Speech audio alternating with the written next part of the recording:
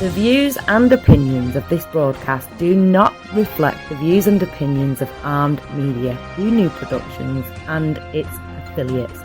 Enjoy the show.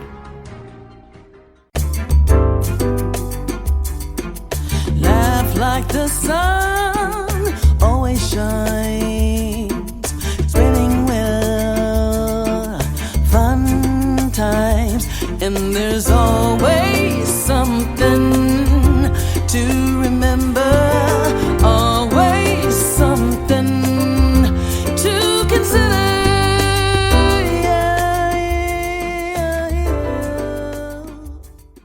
Hi, this is Katreese Barnes and Something to Consider, and tonight I have in my kitchen Sarah Miller, who is a aromatherapy wellness expert, and you're going to talk about some aromatherapy and some essential oils, which I love that it's actually like a conversation today. People are more familiar with it. They're asking about it. They're getting into it. So that's a really cool shift to see. I mean, most people know aromatherapy from just scents and like exactly. I mean, new age shops and stuff. Yeah, well, I've seen diffusers in Target and Walmart and. Especially during the holidays. I was going to say, people are like, I got this lavender oil at Walmart. I'm like, why? Well, even the diffusers. Right, like exactly. Christmas gifts and exactly. stuff. I do a lot of my Christmas shopping. Everyone knows they're getting oils and diffusers from me. But yeah, so, I mean, aromatherapy has been around for thousands and thousands of years. And it really was like in the 11th century when distillation came about. That's how we got like properly extracted plant essential oils. And like, you hear about them in like a lot of ancient traditions, Chinese culture, Indian culture, Roman and Greek culture. And like you said, it was mostly for cosmetic reasons, perfumes, some hygiene, religious rituals, things like that. And then it's kind of a funny story because it was a French chemist in the 1920s who actually burned... In the 1920s? Yes, 1920s, who burned his hand in his lab. And his hand was literally on fire. And the closest thing to him was this lavender, like essential oil concoction next to him. So he put his hand in there just to put out the fire and noticed how beautifully his burn healed. And that triggered him to start looking at the chemical properties of essential oils and how they work with the skin, with burns, all kinds of skin irritations. They were using them on soldiers in World War I. So it's kind of like this funny, like, wow. You were moved. You were moved. What is that? Okay. That's some radio thing. Thingamajiggy. All right. What the hell? We're moved. We're here.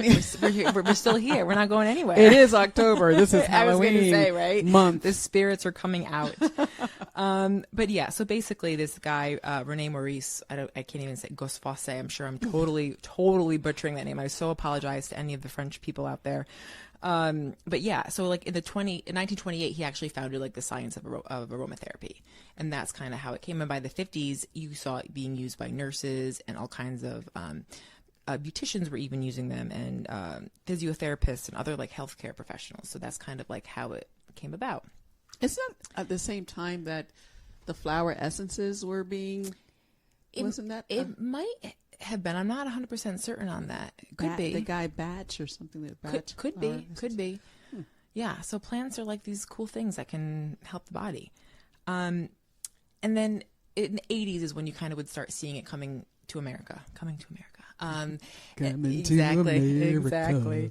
And however, just be mindful that a lot of products that say they're for aromatherapy use are actually using synthetic fragrances, and those are actually different than essential oils. So, you just want to be mindful of that kind of stuff. Now, we talked about that before we started the broadcast about, looking for brands that are actually real essential oils, because I know I'm sensitive to fake scents, and there are certain stores, I'm not going to name the names, but there's some chains that I can't use their body scrubs or body washes because and I found out later it's because they're not really using real stuff. Right. So my biggest thing that I always tell people is make sure you're getting 100% non-synthetic oils.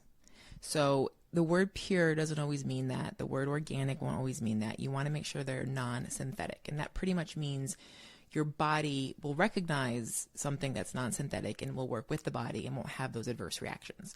I always talk about my mother. She probably has no idea how much I talk about her because she has that really extreme adverse reaction. She has really bad asthma flare-ups when we go into those stores that we will not name. And they have their fragrances and they have, things burning and all that kind of stuff. And her asthma is like, nope, can't do it, off the charts. So there's definitely a difference. So you want to make sure you're getting things that are non-synthetic. Good rule of thumb, if it says on the bottle, do not ingest, do not put on your skin, like those are all red flags.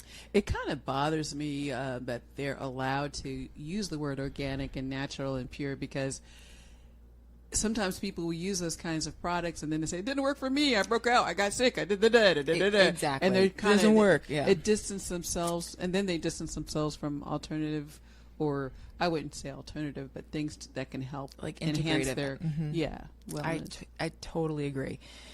So I do tell people, essential oils, we were talking about this earlier, just like supplements or certain herbal things, it's an unregulated market. Okay, this is not regulated by the FDA. Now, the FDA can take something off the market they think is super dangerous, but you're not going to see like things being approved by the FDA. They're not allowed to do that. So you want to make sure that you do your due diligence and make sure that you're working with a company that you like their practices, you feel they have integrity, all that kind of stuff. I happen to work with doTERRA. When I was researching things, I felt that they had what I was looking for, not just in their product, but also in the mission behind their company and how they work on a global scale and things like that. But they actually have a medical advisory board. So they're working with scientists and doctors and researchers. They've teamed up with Johns Hopkins University. They had their first medical symposium. They had 500 doctors there, which this is a cool thing. Doctors can now get continued education credit by learning about essential oils. Really? Yes. So that technically makes it mainstream. It's no longer alternative medicine, it's integrative medicine. Yeah, so that's kind of a cool shift, and that's what I'd like to see. I work with a lot of doctors, a lot of practitioners. It's not about one or the other. It's bridging the gap. You know what I mean? It's really working together and being a little bit more open-minded. But so when you're talking about aromatherapy, it's like, what's going on in the body? Like, how does this work? And it's kind of like this cool thing where basically when we smell something, right, we have these odor molecules that go up your nose, and they actually are absorbed in your olfactory membrane, which is like in the lining of the nose. And it is like when that is stimulated, it sends these like triggers to the olfactory bulb in your brain, which is like the limbic part of your brain. So the limbic part of your brain is where your heart rate is controlled, your breathing, your memory. It's like your emotional center. It can help with hormone balancing. All these really cool things are happening in the limbic part of the brain. So when you're dealing with aromatherapy, that's the part of the brain we're targeting. It's the only one of the 5 senses that is directly linked to the limbic lobe, which is your emotional center. So think like stress, anxiety, fear, joy, all of those things emanate from this part of the brain. So when you're talking about benefits, I always, especially like in a wellness topic, I mean, stress and anxiety are such contributing factors to any kind of dis-ease going on in your body. No doubt. I mean, the science behind that and the research coming out is just like, it's crazy. And it's consistent. Exactly. And again, I'm excited to see the shift. I mean, you even see now like schools are, instead of sending kids to detention, they're having them meditate, and they're like, you know what I mean? Like, you're seeing this this movement where people are paying attention to your mental health more often. I think you had a graph here of some study of... Yeah, so this was for actually Vanderbilt Hospital in Tennessee, and they actually did a study with their staff of doctors and nurses on the stress in the environment. And it's a really cool study for a lot of reasons. One, the fact that these are traditional, doctors who had traditional training, and they're very educated on and they're being very open-minded about using, okay, let's see how this aromatherapy can work. And the results of the study was that people in the work who felt stressed went from like 41 to 3% on feeling stressed. The feeling of overwhelm went down. Also, they were asking them how they felt equipped to deal with stress, and afterwards they all felt more equipped on how to deal with stress, and they were using citrus oil specifically. Interesting. So like bergamot, lemon, lime. There's a blend that they were using called Citrus Bliss that had all these things. So that's a really cool thing too. Citrus oils will affect that limbic part of the brain, and there's like a mood enhancer. It's like a feel-good oil. I mean, I don't have what's that perfume I bought? with bergamot in it. Is it happy? No, it's oh God, what's her name? It's you layer her perfumes because they're so light. Oh my God, Not Joe Malone. Yes, Joe Malone. Okay, yeah. It's like, I have the Joe Malone bergamot, Yes. and then I'd like layer it with some grapefruit. That's like my favorite. Well, it's so funny because when I was in high school, I used to wear Happy. That was my favorite, and it was And all what's Happy from? Happy is Clinique, and it's all very citrusy. Okay. So it was all like, again, the grapefruit, the lemon, the lime. But come to find out, the reason they named it Happy was because it was citrus based, and scientifically speaking, that is a feel good thing. Yes, it's like apparently like a thing in the aromatherapy world. And also too, essential oils, there's all these different parts to it. Like there's this little the chemistry classifications of essential oils. So when you're talking about essential oils, like, yes, they're these volatile parts of the plant, but they have a lot of stuff going on. You most hear things called terpenes, like monoterpenes and sesquiterpenes, which is like a fancy way of saying, like, these are just parts of it, right? They have alcohols in it, phenols, ketones, esters, all these things. And this allows them to be like super antimicrobial. So you're talking antifungal, antibacterial, antiviral, the really cool cell support. All this like cool things can happen, right? So the other thing that you can do is you can look at essential oils by their chemistry makeup to see how you want to use them and how you want to support your body. Mm-hmm. So they have a chemistry wheel, actually. And the chemistry wheel will show, like, okay, if I'm looking for things that are maybe calming or protective or soothing, you can actually look at the chemical constituents in the oil to see what it is you're trying to evoke in your body or what you're trying to support in your body. So, for example, if you want some energy, you're looking to, wake up, whatever, peppermint's really great for that, spearmint, all of those like mentholy oils. Is this like a little graph or something? Yeah, yeah. If you're looking for very grounding oils, very soothing oils, I love really earthy, like frankincense, vetiver, myrrh. Like, I love those really grounding oils. Those are really good for mood support, things like that. So that's just a kind of a cool way, depending on how you want to, look at oils and see how you want to use them and all that good stuff. Immune support is a big thing, especially we're getting into like cold and flu season. Yeah. And this is also Breast Cancer Awareness Month, where immune support is important. Absolutely. And also compromised immune systems for sure. Yeah, absolutely. Though I do have, in my 17 years of dealing with, at least in the cancer world, sometimes I do question the word immune for all cancers, because like mine was more hormonally based. I don't know if it was, because I'm the only person who will not catch the cold in the room.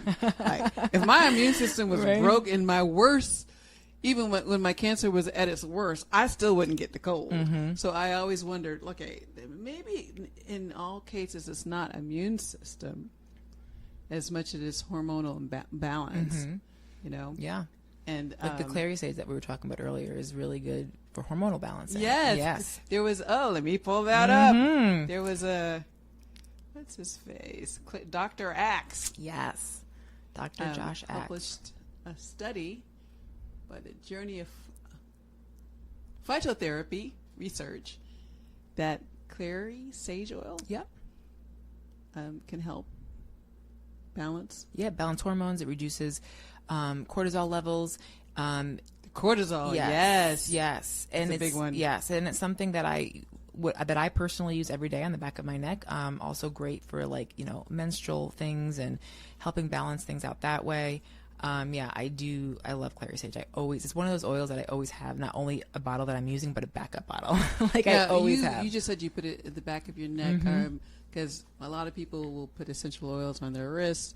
Are there places that are better for absorption? Well, hands and feet are actually super porous, so those are really great places to put an oil because they absorb really quickly and they can get into your bloodstream within 30 seconds. So certain things for that I use for immune support every day, I put on my feet, on my hands, that kind of thing. Some people like to put things in their in their mouth, assuming you're using oils that are safe to ingest. Like, just putting a disclaimer out there now, don't go out and just ingest any essential oil because you've heard this conversation. please.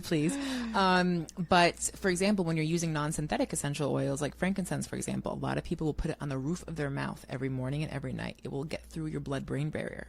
And when you're dealing with hormones and your endocrine system and you're dealing with pituitary gland and that part of the brain, like that's something that they do specifically because they want it to be there. Other people will put it on the back of their spine, perhaps, or the bottom of their feet. I took up meditation a few years ago, so when I'm meditating, I'll put very grounding oils on the bottom of my feet before I meditate. So there's really no, I would say, right or wrong way to use them. There's different ways to use them. Using them aromatically is also amazing because you're supporting the air as well as your airways and your body. Like it's a pretty, even if you're using them for one specific reason, it's supporting your bodies in several ways, whether you realize it or not. Mm-hmm. Yeah, which is kind of fun. When I first started using oils, it wasn't for the emotional effect of it. What the heck? Feedback. Okay. I'm telling you, it's Halloween. We have friends. Never happened We have before. friends amongst us. Yeah. So we're gonna get our little cameo from Casper, which is always fun. Well, this is my apartment, so you just never know who's going to show up in here. Say, who did you invite and not tell me? But yeah, so there's lots of different ways to use them. Aromatically, topically, and internally are the three most popular ways. And again, assuming you're using safe to ingest ones. But when we talked about with breast cancer awareness and things like that and stress, this is also from Dr. Axe, and these are his top 7 oils that he recommends for anxiety specifically. Well, we need anti-anxiety right now, just because of our political environment right now. God, tell me right. It's like, seriously. At least I need it. Okay, which ones? Okay, I have frankincense. I Yes. might need a little bit of. Well, lavender has a lot of linalool in it, and linalool is something that when our body is exposed to it, relaxes and it's very calming, which is why you see a lot in like spa environments or baby products. No, I've read that lavender actually can increase estrogen dominance. I've also read that too. And again, this comes down to quality. Okay. So, and like, for example, there was a mom friend of mine who bought a book. She has a young daughter, and she's very interested in keeping EDCs out of her environment, which are endocrine disrupting chemicals that are found in most cosmetic products, makeups and lotions, and especially as women, and we're putting on makeup and lotions and body scrubs and hairsprays and all the stuff that we do. Yeah. So she was very... I do it. Yeah. All this makeup on right now I is know. not natural. Of course, you wake up like that. What are you talking about? It's fine. So absolutely, that comes down to quality for sure. The oils that I use are definitely safe for children of all ages. When you're dealing with babies or older folks, I always recommend dilution, just in case, putting in some coconut oil or some kind of carrier oil, so that in case the skin is extra sensitive. Very, very, very mature skin or very, very, very young skin can be a little bit sensitive. But it's definitely something to think about, which is why when you're buying the lotions and the candles and the body scrubs that have lavender in them, they're not going to be using medicinal grade oils and those kind of things. Yeah. So I'm huge. Once again, giving a aromatherapy a bad name, exactly, or under the guises of organic and pure, and exactly. So you do really want to be mindful of that kind of thing. And, removing toxins from your everyday home it can be a little bit overwhelming at first when people are like, oh my God, I have all this and this. But really over time, little by little, I started using shea butter and coconut oil, and I put lavender oil in it instead. I have a lot, which I'm not saying everyone go start making all of your own cosmetic products, but there is enough of them out there because people are becoming more interested in keeping out the parabens, the phthalates, the BPAs, the triclosan, all this stuff that we're putting on our body every day. Yeah. Your skin is the largest organ on the body. The stuff that goes on your skin is getting into your blood. That's how true. It works. And right now, this makeup is all in my blood system. Just so you know. Yes. We don't let perfection be the enemy of good. Right? But they talk about lavender, which we mentioned. Rose is a really great oil for that kind of thing. They call that the queen of all oils. And if you're into the emotional properties and the vibrational qualities, they say it has the same vibrational energy as love. Oh. Yeah. So that's kind of like lavender or rose? Rose. Right. That's why it's so expensive, huh? Yeah, it sure is. Sure is. And it takes a lot of petals to yield very little oil. So that definitely comes into play.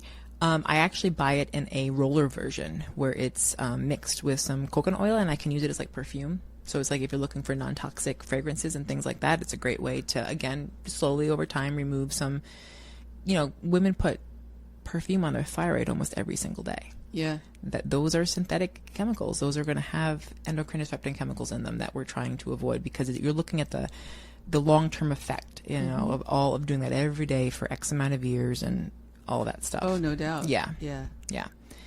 Citrus oils that we mentioned, like bergamot. Bergamot's great for anxiety. I love bergamot. I love diffusing it.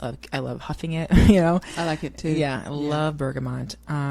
Chamomile. Most people are familiar with chamomile teas and things like that. So again, these are not like crazy new ideas. It's like I think I'm allergic to chamomile. Oh yeah, I think I am. Okay, so no I'm chamomile not for you. allergic to a lot of things, but I think I'm allergic to chamomile. Okay, chamomile.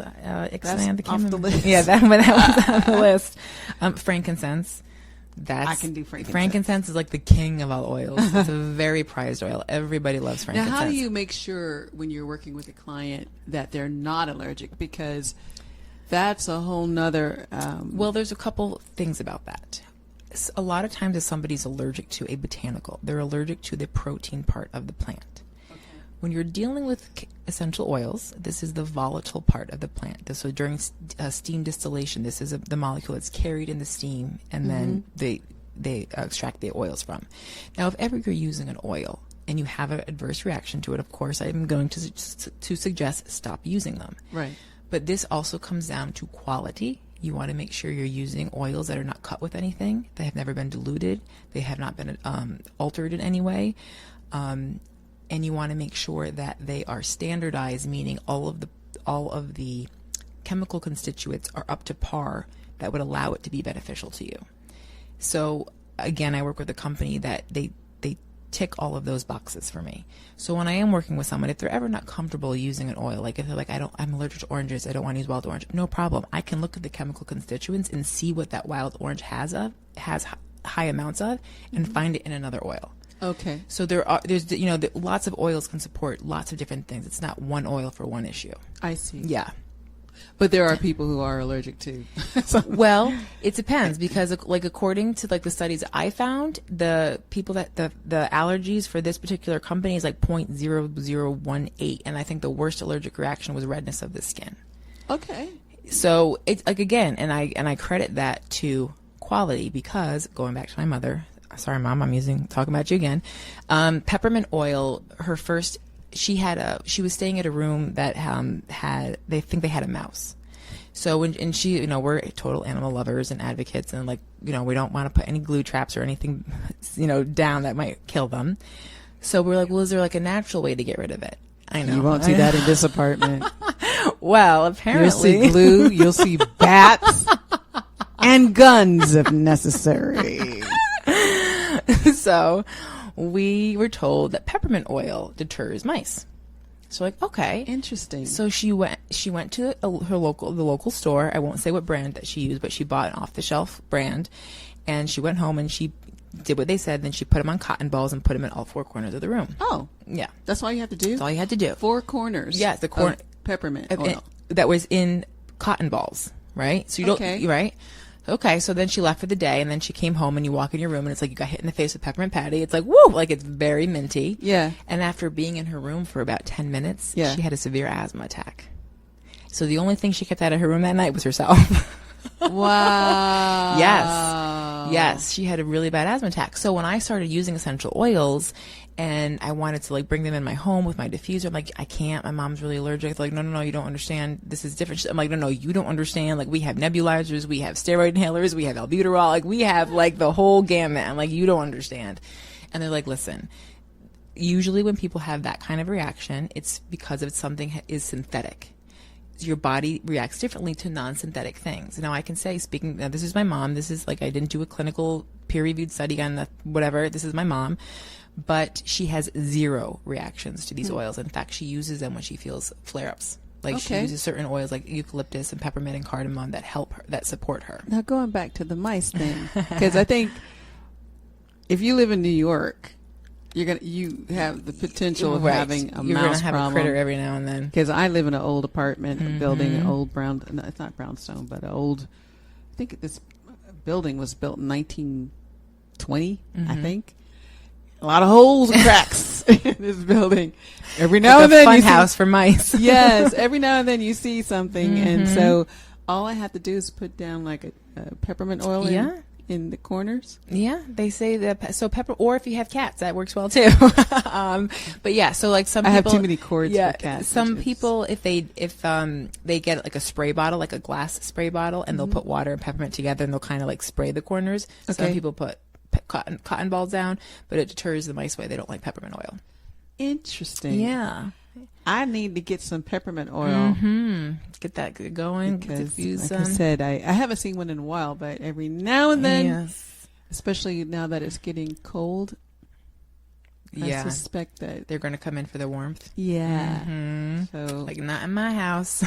Okay. Peppermint oil it is. Yes. Yes. And also, like, diffusing it is good for in so many other ways. It supports your respiratory. It's very, good for brain fog. It's good for focus. Like, I love peppermint oil. Yeah. So, if in walking around Manhattan, what oils do you just keep in your bag? So there's a blend that I always have that has clove and cinnamon and eucalyptus and wild orange, and it was designed to be the protective blend. So that's like my hand sanitizer. I see a lot of people using those sanitizers that I am not a fan of. They have denatured alcohols in them that dry out your hand. They have triclosan in it, which is responsible for the superbugs that we have now. So there's lots of reasons why I don't think that people should be using those. So I use essential oils, that one always, because you're on the subway, you're shaking hands, like you're doing things, especially like I said, cold and flu season is coming up. So that is always in my purse. I always have lemon. I like to drink lemon water. It's really good. So I usually have my water, like either my metal or glass water bottle, because you don't want to put essential oils in plastic or styrofoam. And why is that? Because essential oils can break down petrochemicals in your body and flush you out, which is a good. That's why I drink them, because it's like, okay, that's really good. It's alkalining to the body. It's flushing it out. But plastic and styrofoam are petrochemicals. Right. So it will eat through the bottom of a styrofoam cup, or it will slowly over time pull the BPAs out of plastic, and then you're drinking those, and it's no bueno. See? Yes, so we don't want to drink out of plastic or styrofoam. I wonder how many things do that while people are drinking out of those kinds of cups. And now you have like those swell bottles that are really popular, like the water bottles that are metal, and you see glass water bottles. So there's really easy alternatives to that kind of stuff. That's true. Yeah. I always have some tea tree oil, Melaleuca, for like any kind of scrapes. It's like a little first aid in a bottle. It's good for cleaning out little cuts, burn scrapes. I used to be a bartender for many years, so cutting fruit and doing all that stuff, you nick yourself every once in a while. Lavender. There's actually I have a kit of like 10 foundational oils, and there's one that I use for like digestion stuff. There's one that I use for I had athletically induced asthma when I was a kid, and as I've gotten older, it's gotten better, but every once in a while, especially certain times of the year, like seasonal threats and things like that will come up. So I'll have an oil that's really good for like respiratory. Peppermint is always in my bag. I love peppermint, especially in the summers of New York City. It's super hot. The platforms are super hot, so when you're standing on the platforms and sweating, getting some peppermint oil on the back of your neck or on your pulse points is very cooling to the body, so that feels good. And lime, because when I drink tequila on the rocks, I put lime in it. You use your essential oils? Sure do. I don't need this information. I need the hormonal balance. Essential oil. Once a bartender, always a bartender. Anti-anxiety ones. Right. Staying sober. Yeah, ones. Exactly. So for anti-anxiety, you want to have that vetiver, that lavender. That's what you want to keep on you. Yeah. What are your best stories with your clients? If you can tell. Yeah, of course. I have a client who is a musician, actually, and he played the... Hey, wake up. Oh, wake up. So he was a trombone player. That's like the goes like this, right? Okay. Trombone. So he had really bad tendonitis in his elbow. And it got to the point where he literally couldn't play, and that was his livelihood. And he was like, yo, I've tried things, nothing's working. He would try certain supplements, but they would give him bad heartburn. Oh, I think they want us to wrap it up. Got you. Okay, got you. All That's right. what that was. That's what that is. Well, So anyway, I want he's one of my everybody to favorites. have your information. You have to come back on again. I'm offering this wonderful audience complimentary wellness consultations. You can just email me at sarah@myearthswag.com. My part takes about 30 to 45 minutes. We can talk about your health goals. If you want to get some oils, I can help you get set up. Awesome. Well, thanks for being here. Oh, my pleasure. Thank you for having me. Coming on as something to consider. We're here every Thursday at 9 p.m. See you next week.